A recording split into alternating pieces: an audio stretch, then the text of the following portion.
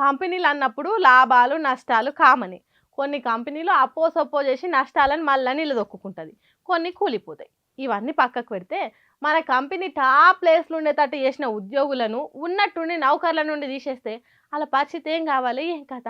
మళ్ళా అది కూడా మస్తు పేరువైన పెద్ద కంపెనీ ఎంతమంది బతుకులను ఆగం చేసింది అనుకుంటుర్రు? లెక్కలు చెప్తా పాన్రి. ఐటీ రంగంలోనే తోప్ కంపెనీ అయిన గూగుల్ అలా ఉద్యోగుల గుండెలను బద్దలు కొట్టింది. వందలాది ఉద్యోగుల బతుకులను ఆగం చేసింది. Android software, pixel phones, chrome browser విభాగాలలో పనిచేస్తున్నోళ్లకు లే ఆఫ్లు ఇచ్చింది. ఇదివరకు ఇట్లనే 2023 జనవరిలో 12,000 మంది జాబులు వీకేసింది. కంపెనీ ఖర్చులు తక్కువ చేయనికే ఈ ఆలోచన చేసిందట.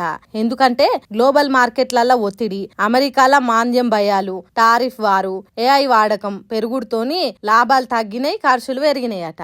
అందుకే జర ఖర్చులు తక్కువ చేద్దామని జనాల బతుకులు ఆగం చేస్తుర్రు. ఇప్పుడు ఈ ముచ్చట తెలిసిన ఉద్యోగులు ఉన్నట్టుండి మా డ్యూటీలు వీకేస్తే మా బతుకులు ఏం కావాలి, మా ఇల్లు ఎట్లా గడవాలి, ఇప్పుడున్న ఈ పోటీ ప్రపంచంలో మాకు వేరే డ్యూటీ ఎప్పుడు దొరకాలి అని లబోదిబో మొత్తుకుంటురట గూగుల్ ఎంప్లాయీస్ అంతా.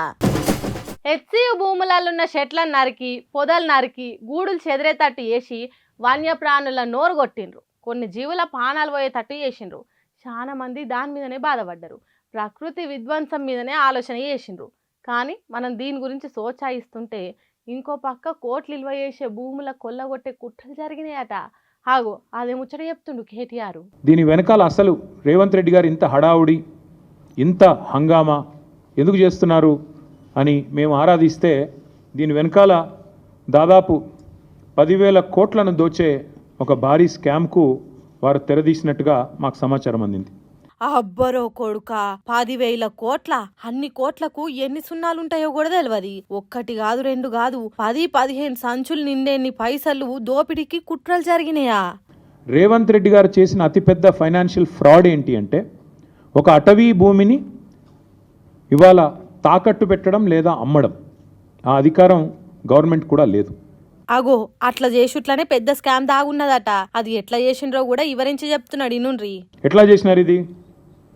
ముఖ్యమంత్రి గారికి ఒక బీజేపీ ఎంపీ పూర్తి స్థాయిలో వెనుక ఉండి సహకరించి ఒక బ్రోకర్ కంపెనీని తీసుకొచ్చారు. ఆ కంపెనీ పేరు trust investment advisers private limited అనే పేరుకు మర్చెంట్ బ్యాంకర్, బట్ చేసేది బ్రోకరేజ్. వారు ఈ కాన్సెప్ట్ వారికి చెప్పారు. మీకు ఎఫ్ఆర్బిఎంను బైపాస్ చేస్తూ మీకు డబ్బులు తెచ్చిస్తాము, మీరు దానికి గాను మాకు డబ్బులు ఇవ్వండి, ఆ తర్వాత మీ ఇష్టం ఉన్న వాళ్ళకు భూములు అమ్ముకోండి. ఇది ఓవరాల్గా స్కీమ్. ఇన్నరా, సర్కారు ఎడాపెడా అప్పులు చేసి దేశాన్ని ఆగం చేయకుంటుండేతానికి ఎఫ్ఆర్బిఎం అనే ఓ చట్టం ఉంది. హాగో దాన్ని తప్పించి సర్కారుకు పైసలు తెచ్చిస్తా అన్నాడట ఆ కంపెనోడు. అందుకే వాడికి కమిషన్ ఇయ్యాలని మాట్లాడుకున్నారట. ఈ దొంగ వ్యవహారం నడుమ ఓ బీజేపీ ఎంపీ ఉండి సజావుగా సాగేటట్టు చూసుకున్నాడట. దానికోసం ఏ రూలు పాటించలేదట. చట్టం లేదు, సుప్రీంకోర్టు తీర్పులు లేవు, పర్యావరణ అనుమతులు లేవు, ఇష్టారాజ్యంగా చేసిండ్రట.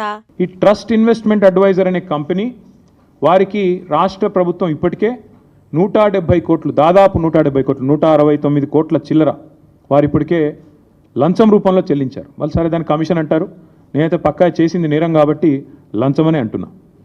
ఆ ట్రస్ట్ ఇన్వెస్ట్మెంట్ అడ్వైజర్ వాళ్ళు ఇంకొక ఫైనాన్షియల్ అడ్వైజరీ సర్వీసెస్ ఫామ్ని ముంగట పెట్టారు. బీకన్ ట్రస్టీషిప్ అనే కంపెనీని రంగంలో దించారు. ఇదంతా కూడా ఏంటంటే ఒక స్కీమ్ ప్రకారం. ఇన్నరా, ఓ స్కీమ్ ప్రకారం చట్టాలను తుంగల దొక్కి కోట్లు ఒల్లగొట్టి మెక్కుదామనుకున్నారట. మాకు సుప్రీంకోర్టు తీర్పు రాగానే ఈ భూమిని మేము 75 కోట్లు పర్ ఎకరం మేము టీజీఐఏసీకి బదలాయిస్తున్నామని చెప్పి ఒక జీవో ఇచ్చింది. కానీ జీవో మాత్రమే ఇచ్చింది తప్ప ఆ ల్యాండ్ను ఏలియనేషన్ చేయలేదు, సేల్ డీడ్ చేయలేదు, మ్యూటేషన్ కూడా కాలేదు. జీవో తీసుకొచ్చింది తప్ప కంపెనీలు కట్టే కార్పొరేషన్ కి అమ్మలేదు. అట్లాంటప్పుడు తనది కాని భూమి మీద ఎవరన్నా లోన్ తీసుకుంటారా? దీనికంటే పెద్ద దొంగతనం ఇంకోటి ఉంటదా అన్నట్టు అంటున్నాడు కేటీఆర్. అంతేకాదు, ఉన్న రేటు కంటే ఎక్కువ చెప్పి బ్యాంక్ దగ్గర లోన్లు తీసుకొచ్చిండ్రట. అసలు ఈ భూమికి యాజమాన్య పత్రాలు లేవు, రిజిస్ట్రేషన్ డాక్యుమెంట్ లేదు. That itself is a big crime. First టీజీఐఏసీని, ఇండస్ట్రీస్ డిపార్ట్మెంట్ని, ఇండస్ట్రీస్ సెక్రటరీని జైల్లో వేసేంత పవర్ఫుల్ ఎవిడెన్స్ ఇక్కడే ఉంది. నీది కాని భూమి నువ్వు ఎట్లా అమ్ముతావు? అసలు మొదట్లోనే దొరికిపోయిందట కాంగ్రెస్ సర్కారు. సరే, వీళ్ళు తప్పు చేస్తున్నారు, టీజీఐసీ వాళ్ళు నాది కాని భూమి పెడుతున్నారు. ఇచ్చేవాడికన్నా బుద్ధి ఉండాలిగా, చూసుకోవాలి కదా, డ్యూ డిలిజెన్స్ చేయాలి కదా. కానీ ఆగమేఘాల మీద అసలు టైటిల్ చూడకుండా, ఓనర్షిప్ ఉందా లేదా చూడకుండా ఈ మధ్యలో కూడా బ్రోకర్ ట్రస్ట్ అనేవాడు చెప్పాడు కాబట్టి బీకన్ అనే వాడికి ట్రాన్స్ఫర్ చేస్తూ టీఎస్ఐసి రాసిచ్చింది, వాళ్ళు తీసుకున్నారు. ఐసిఐసిఐ బ్యాంకు 10,000 కోట్లకు ఇచ్చేశారు. కాగితాలు చూసుడు లేదు, రూల్స్ పాటించుడు లేదు, చట్టాలను గౌరవించుడు లేదు. బ్రోకర్లు చెప్పిందే నిజం అన్నట్టు, సర్కార్ చెప్పిందే వేదం అన్నట్టు తప్పులు చేసుకుంటా పోయినరట. ఈ రోజు రిజిస్ట్రేషన్ డిపార్ట్మెంట్ ప్రకారం, స్టాంప్స్ అండ్ రిజిస్ట్రేషన్స్ డిపార్ట్మెంట్ ప్రకారం ఆ ఏరియాలో కంచే గచ్చిబౌలి ఏరియాలో గజం విలువ 26,900. అంటే మొత్తం 400 ఎకరాలను మీరు గజాల వారీగా కొలిస్తే మొత్తం as per the government record 5,239 కోట్ల 84 లక్షలు మాత్రమే. మరి అంతే కదా, సర్కార్ అమ్మే భూములకేమో కోట్లు రేటు ఉంటది, దాని పక్కనే ఉన్న పబ్లిక్ భూమికి తక్కువ ఉంటదా? కాబట్టి రేట్లు పెంచి రాష్ట్ర ఆదాయం అన్న పెంచుండ్రి, లేకుంటే ఇప్పుడున్న రేటు కన్నా భూమి మీద బాకీలు దేన్రి. అంతేగాని సర్కార్కు ఓ తీరు, సామాన్యులకు ఇంకో తీరు చెయ్యొద్దని అంటున్నాడు. ఆగమేఘాల మీద వెంటనే వాళ్ళు డిసైడ్ చేశారు రేట్లు. 169 కోట్ల బ్రోకర్కి ఇచ్చినారు. మధ్యలో వెంటనే ఆగమేఘాల మీద 10,000 కోట్ల రూపాయలు బాండ్స్ రూపంలో ఐసిఐసిఐ బ్యాంక్ రిలీజ్ చేసింది. వీళ్ళు తెచ్చుకున్నారు, ఖర్చు కూడా పెట్టారు, కాంట్రాక్టర్లకు కమిషన్లకు ఇచ్చుకున్నారు.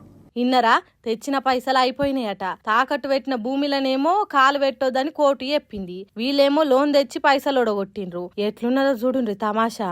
₹1,00,000 ఖర్చు పెట్టాలన్నా, ₹1,00,000 టెండర్ పిలవాలన్నా ఈ ప్రొక్యూర్మెంట్ ఉంటుంది. మరి ఏ బేసిస్లో ఈ బీకన్ ట్రస్ట్, అదే బీకన్ ట్రస్టీషిప్, తర్వాత వాడేవడం ట్రస్ట్ అడ్వైజర్స్ అనేవాడిని ఏ బేసిస్లో ప్రభుత్వం సెలెక్ట్ చేసింది, ఏ ప్రాసెస్ ఫాలో అయ్యింది, ఏ రకంగా వీళ్ళని సెలెక్ట్ చేశారు అంటే సమాధానం లేదు. టెండర్లు పిలిచి కంపెనీలకు భూములు కట్టబెట్టాలి గాని అదేం లేకుండా భూములు వాళ్ళకి ఎట్లా ఇస్తారు, ఏ పద్ధతి ప్రకారం ఇస్తారు అని గట్టిగానే ఆడుచుకున్నాడు కేటీఆర్. ఇట్లా శాన ముచ్చట్ల మీద ఒక్కొక్క లా పాయింట్లు లాగిండు. మరి ఇంత పెద్ద కుంభకోణంలా కాంగ్రెస్ సర్కార్ తోని కుమ్మకైన బీజేపీ ఎంపీ అనేది ముందు తెలవాల్సి ఉన్నది. చూడాలి, రోజులు గడుస్తున్న కొద్దీ కంచగచ్చిబౌలి భూమిలో ఎవ్వరము ఎన్నెన్ని మోసాలు బయటపడతాయో ఏం పాడు. కేసీఆర్ ప్రెస్ మీట్ పెట్టి మాట్లాడే వరకు అంతా తెలిసిపోయింది అనుకున్నారో ఏమో, కాంగ్రెస్ పార్టీ కూడా ప్రెస్ మీట్ పెట్టి మాట్లాడిండ్రు. పార్టీ అధ్యక్షుడు మహేష్ కుమార్ గౌడ్ ఏమన్నాడో ఇనుండ్రి. ఇది వాస్తవాలకు వెళ్తే ఇది ప్రభుత్వ భూమి. ఈ ప్రభుత్వ భూమిని టీఎస్ఐఐసికి 75 కోట్ల ఎకరం చొప్పున ప్రభుత్వం ఇచ్చింది. ఇన్ టర్న్ ఐఐసి బ్యాంక్ ద్వారా, ఐసిఐసి బ్యాంక్ ద్వారా 10,000 కోట్లు ఈ ల్యాండ్ ని బాండ్స్ రూపంలో తీసుకొచ్చింది. ఇన్నరా కేటీఆర్ ఏదైతే చెప్పిండో దాన్నే ఒప్పుకున్నట్టు చెప్పిండు మహేష్ కుమార్ గౌడ్. భూమి ఇచ్చింది నిజమే, అప్పు తెచ్చింది నిజమే అంటున్నాడు. అంటే అవినీతి జరిగిందని కేటీఆర్ చెప్పిన మాట కూడా నిజమేనా అంటే?